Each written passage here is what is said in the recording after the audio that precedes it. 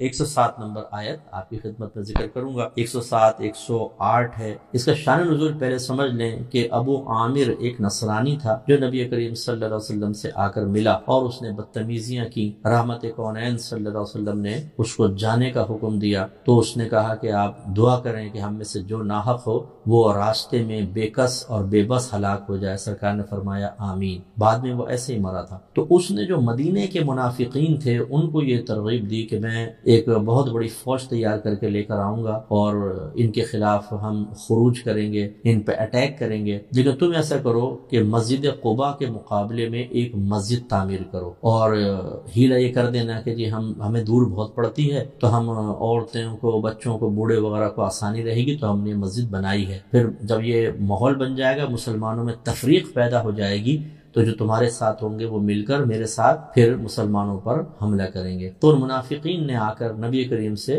وہی نفاق کا لبادہ اوڑھ کر ریکویسٹ کی کہ آپ تشریف لے آئیں، ہم مسجد بنا رہے ہیں اور یہ ہمارا عذر ہے، تو اس میں آپ نماز پڑھ لیں گے تو ہماری حوصلہ افزائی ہو جائے گی. رحمت کونین صلی اللہ علیہ وسلم نے ارشاد فرمایا کہ اس وقت میں غزوہ تبوک کی طرف جا رہا ہوں اور پھر میں اپنے رب کی طرف سے اجازت کا منتظر رہوں گا. اگر اللہ نے اجازت دی تو میں وہاں نماز پڑھوں گا ورنہ نہیں پڑھوں گا. اب اس کے اس تناظر میں ذرا ان کو دیکھیے کہ اللہ تعالیٰ نے آپ کو اس مسجد میں نماز پڑھنے سے منع کیا اور حالانکہ مسجد ہے لیکن وہ غلط مقصد کے لیے بنائی گئی اور غلط قسم کے لوگوں کے انڈر وہ مسجد تھی تو اللہ تعالیٰ نے منع فرما دیا. پہلے آیات دیکھ لیں پھر اس سے کچھ نتائج ذکر کروں گا. والذین اتخذوا مسجدا ضرارا، اور وہ لوگ جنہوں نے بنائی ایک ضرر دینے والی مسجد، وکفرا، جنہیں ضرر پہنچانے کے لیے اور انکار کرنے کے سبب، وتفریقا بین المؤمنین، اور مسلمانوں کے درمیان جدائی کرنے کے لیے، وارصادا، اور اس شخص کے انتظار میں، لمن حارب اللہ ورسولہ، جو جنگ کرنا چاہتا تھا اللہ تعالیٰ اس کے رسول کے ساتھ، من قبل، اس سے پہلے، وَلَيَحْلِفُنَّ إِنْ أَرَدْنَا إِلَّا الْحُسْنَى، اور اے حبیب یہ ضرور قسمیں کھائیں گے کہ ہمارا ارادہ تو فقط اچھائی کا ہے، بھلائی کا ہے، ہم نے کسی برے ارادے سے مسجد نہیں بنائی.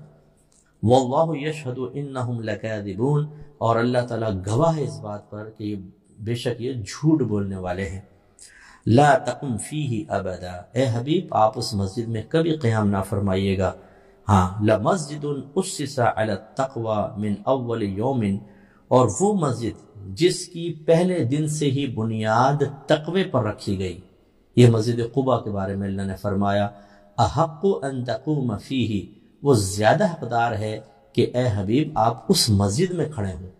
فیہ رجال، اس مسجد میں چند ایسے لوگ ہیں، یحبون ان یتطہروا، جو خوب پاک ہونے کو محبوب رکھتے ہیں. واللہ یحب المطہرین، اور اللہ تعالیٰ خوب پاک ہونے والوں کو محبوب رکھتا ہے.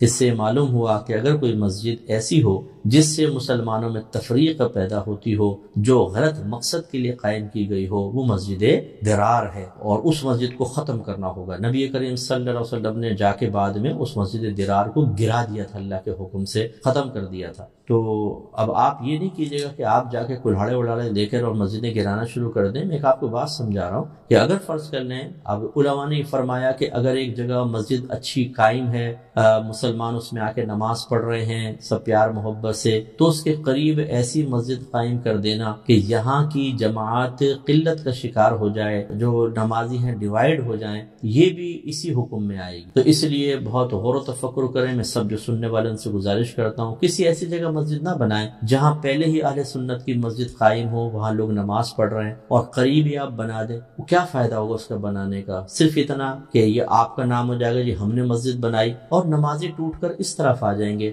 یہاں بھی قلت جماعت، وہاں بھی قلت جماعت. حالانکہ ہماری شریعت جو ہے وہ جماعت کی کثرت کو محبوب رکھتی ہے، اس لیے اس پر خاص طور پر توجہ فرمائیں. اور معلوم یہ ہوا کہ مسجد کی بنیاد للہیت پر ہونی چاہیے، تقوی پر ہونی چاہیے، اور مسجد قباء ایسی ہی تھی تو نبی کریم صلی اللہ علیہ وسلم وہاں پر تشریف فرما ہوئے۔ اس سے معلوم ہوا کہ اگر کوئی کسی صحیح شرعی عذر کی بنا پر کسی مسجد میں نماز نہ پڑھے، دوسری مسجد میں جا کر پڑھے، تو بعض ہمارے بھائی جو ہیں وہ مسئلے کو سمجھے بغیر اس پہ اٹیک کرتے ہیں کہ بھئی مسجد تو سب اللہ کا گھر ہے، وہاں کیوں نہیں جاتے تم؟ دیکھ لیجئے اگر سب مسجدیں اللہ کا گھر ہوتی تو اس مسجد کو مسجد درار کیوں قرار دیا جاتا؟ نبی کریم صلی اللہ علیہ وسلم نے یہ مسجد کیوں گرائی، کیوں ختم کر دی؟ اس لیے معلوم یہ ہوا کہ ہر مسجد جو ہے وہ بیت اللہ نہیں کہلاتی، بعض مسجدیں مسجد درار کہلاتی ہیں، جو شرارتاً بنائی گئی ہوں، جو فساد پیدا کرنے کے لیے بنائی گئی ہوں، مسلمانوں کی جماعت میں تفریق پیدا کرنے کے لیے بنائی گئی ہوں۔ اس سے اجتناب کریں تو بنانے والوں کو خوب اچھی طرح سوچنا سمجھنا چاہیے۔ ایسے اگر آپ فنڈنگ دیتے ہیں، کوئی مسجد بن رہی ہے تو ہم تو فوراً مسجد بن رہی ہے پیسے لے لیں، تھوڑا سا بیک گراؤنڈ دیکھنے کی بھی ضرورت ہوتی ہے، کس مقصد کے لیے مسجد بنائی جا رہی ہے۔ ایسا تو نہیں کہ وہ آپ کا پیسہ استعمال کر کے اور ایک مسجد درار قائم کر دیں اور بعد میں مسلمانوں کے اندر فتنہ اور فساد پیدا ہو،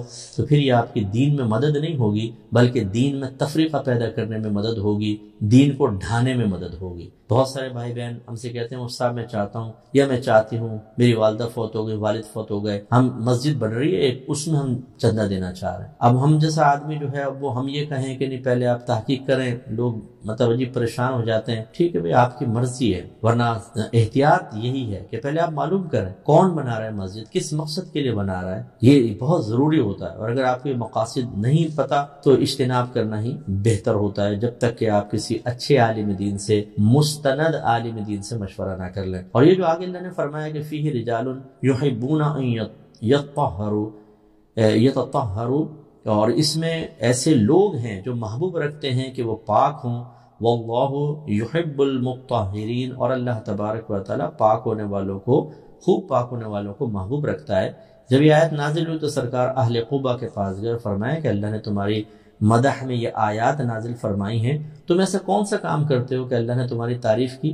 انہوں نے کہا یا رسول اللہ ہم استنجا کرتے ہوئے پانی استعمال کرتے ہیں، کیونکہ اس زمانے میں ڈھیلا استعمال کرنے کی بڑی عادت تھی، اور اس کی وجہ یہ تھی کہ صحابہ کرام ویسے بہت ہی کم کھاتے تھے اور کم پانی پیتے تھے، تو پیشاب بھی بہت کم آتا تھا اور بڑا استنجا بھی بہت ہی کم اور بہت ہی مختصر، تو ان کے لیے ڈھیلے کا استعمال کرنا بالکل بہت اچھا تھا۔ لیکن اس کے باوجود بعض صحابہ کرام اہل قباء خاص طور پر پانی استعمال کرتے تھے، اس وجہ سے اللہ تبارک و تعالیٰ نے ان کی مدح فرمائی۔ اس سے ذرا وہ بہن بھائی ذرا درس حاصل کریں، بہن تو نہیں خیر بھائی ہوتے ہیں زیادہ تر، یہ وہ سبق حاصل کریں کہ جو واش روم پیشاب وغیرہ کر کے پھر نہ پانی یوز کرتے ہیں نہ ٹیشو یوز کرتے ہیں، اور وہ ویسی قطرات ٹپکتے رہتے ہیں پینٹ وغیرہ کے اندر۔ یہ یاد رکھیں نبی کریم صلی اللہ علیہ وسلم نے فرمایا کہ استنزہوا من البول فإن عامۃ عذاب القبر منہ، پیشاب کی چھینٹوں سے بچو کیونکہ اکثر عذاب قبر اسی وجہ سے ہوتا ہے، اس لیے ذرا اس سے اجتناب کریں۔ اور جہاں مٹی کا، جب آج کل سے ٹیشو یوز کر لیتے ہیں، بعض اوقات پیپر یوز کرتے ہیں، تو اگر آپ وہ کرتے بھی ہیں لیکن پانی سے دھونے کی عادت ضرور ڈالیں، اس سے کامل صفائی حاصل ہوتی ہے اور اللہ تعالیٰ نے اس کو محبوب رکھا ہے۔